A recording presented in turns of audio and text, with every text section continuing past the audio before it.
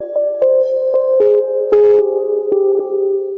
welcome to the Forbes India show. Our guest is one of the finest economic minds of the day. Raghuram Rajan is the Eric J. Gleacher Distinguished Service Professor of Finance at the Chicago Booth University, of course better known in India as a former chief economist and now of the IMF, and now economic advisor to Prime Minister Manmohan Singh. Listen very carefully to what he has to say, because perhaps if the world had listened to him in 2005, we may not have hit the crisis that we did in 2008. Raghuram Rajan, thank you very much for joining us. Thanks for having me. You have been talking, giving lectures, and also have written a book warning that the crisis that began in 2008 is not quite over. In fact, your book is titled Fault Lines, How Hidden Fractures Still Threaten the World Economy. Now, before I ask you what dangers you see, let me try and extract a soundbite from you. So, in a sense, are you saying that governments should not rush into tightening, that is, don't try to cut the fiscal stimulus? No. I'm talking about deeper, longer-run forces which I think pushed us into the crisis. I certainly think the financial sector was a big part, was complicit, but I think the financial sector was also sort of reacting to forces outside the financial sector. Big forces in the United States, political forces pushing credit.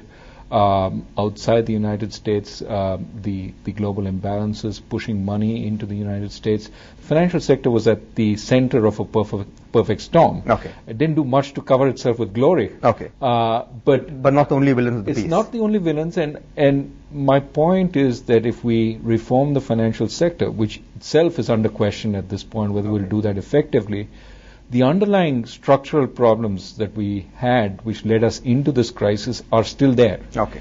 And the U.S. is at the center of some of those problems. The U.S. needs to do a lot of reforms itself outside the financial sector. Okay, but will these problems go away if growth picks up? Will growth be able to push away these problems? No, because it's a deeper underlying problem. I mean, the issues that I talk about largely pertain to the fact that large segments of the U.S. population have not benefited from the growth of the last 20 years. Okay. And you can see that reflected in the kind of political dialogue that's going on in the United States today. Okay. Immense anger against banks, immense anger against corporate chieftains. The Obama administration time and again keeps repeating that it won't tax anybody below $250,000. This kind of, soak the rich policies didn't exist before. Yeah. Okay. And I think they are a result of serious divides. Is that the biggest worry? Because lots of people we speak to say that the biggest worry in 2010 is really quantitative tightening and nothing else. I think this is a longer-term worry. Okay. It's a longer-term worry. The way it is reflected, for example, would be in higher tax rates on richer people. Now, why is that a concern? Well, beyond a certain point, it does dull incentives. You argue that at the global level, countries should need to become less addicted to exports and really pull along with the United States to get the global economy out of its periodic ruts. But do you see that happening at a practical level? You speak about China. China has kept the renminbi at about 682 for the last 24 months almost. Can the U.S. grow despite China's yuan policy? The U.S. can grow. The issue is, will the U.S. get politically so concerned about the fixed renminbi? I call this the 10-10 problem. Okay. China is growing at 10%, the US has 10% unemployment. Those two things don't sit well together in political eyes. Okay. So my sense is noises about the renminbi, if it remains fixed, will get stronger and stronger over the next few months.